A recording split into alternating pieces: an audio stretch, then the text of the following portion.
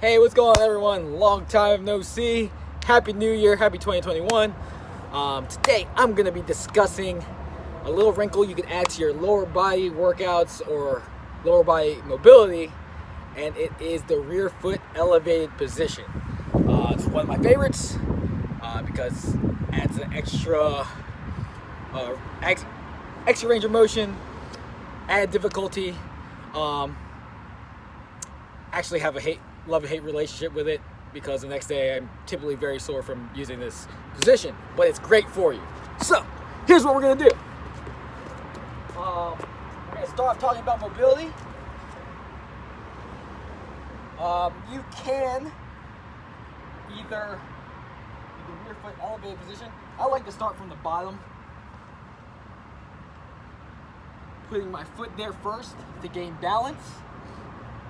You can either use the crook of your foot as a pivot point for added mobility in your feet. You can also plant your toes in, add an extra stretch to your plantar fascia or your arch. If you want to challenge that, if you have some issues there, then you may not want to do that. So we'll start off with it being in the crook of your foot. And I like to use this. I'll tend to lean back on it to get some extra stretch in my quad. And then also you could lean forward. I like to make sure there's a good box about shin width between my heel and my knee. But also, if you want to add a little bit more stress and mobility, challenge your mobility with your ankle, you can bring it in closer. As long as it doesn't give you any issues, this will put more emphasis on your quad and your ankle, so you can kind of lean forward like this as well. But we'll talk more about having this box position.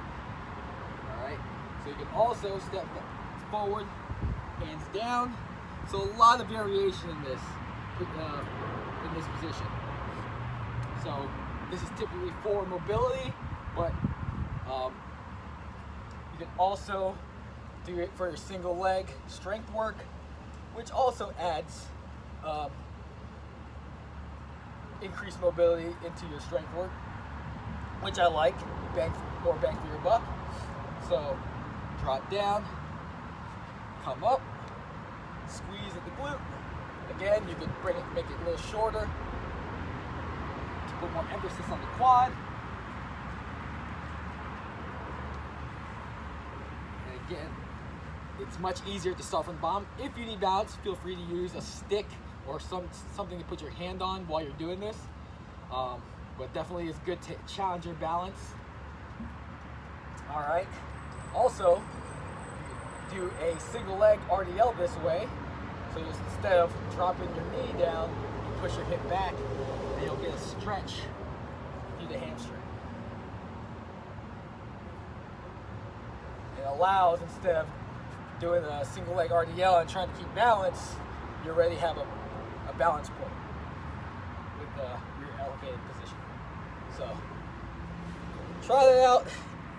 Increase, add that little wrinkle into your workout, and have a great day.